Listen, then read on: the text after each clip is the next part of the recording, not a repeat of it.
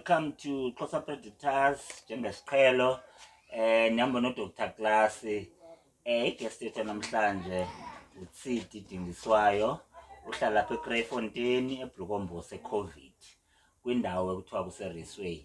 Welcome to my show. Inkosi bhuti, ndiyabulela.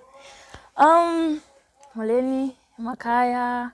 Igama lami ndinguMathilisa Dingiswayo. Esiba uDr. Klaas seyitshilo, ndihlala lapha eGreyfontein eBlukombosi eCovid. Ndisuka kwilali zaseBamfletcha, ndingumsuthukazi ke bethunana. Ningamanini bona xa isiXhosa sam xa simane sithi nje. Niyabona? Yes. Into endifuna uxelela abaphulaphula emakhaya, le journey yakho ye-acting uyiqale nini? Take us back ukuthi oluthando le-acting lungaka luvelaphi? Acting ndiqale e-high school. Yes. Yes, bendifunda apha eWalastina eHector. Yes. Ndayiqala phaya i-acting but ke bekunzima.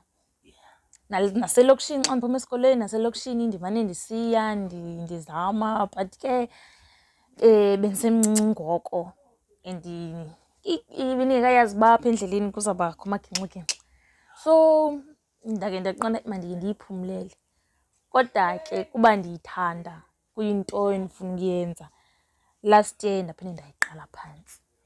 Now umbuzo wam endifuna ubuze, i-acting uyenza as a hobby or is it a career now? Into yenza nje ithini injongo yakho ngoku nge-acting? No, ayonto endiyenza nje. Ye, into endifuna uyenza. Qhubeke nayo. Yes. Okay. So ke ngoku sikhona istory esitrendayo ku-TikTok esithi bukaka bomtshato. So khawusixelele ukuthi i-challenges odibene naso kuzi story okanye nobuhle ubone ntoni kahle kuzi story ngoba ubenisenza? Esi story disibhalile kuba ke abaphandle bezininzi izinto ezenzekayo. Baninzi abafazi abahlukunyezwayo. Yes. Bafele ngaphakathi.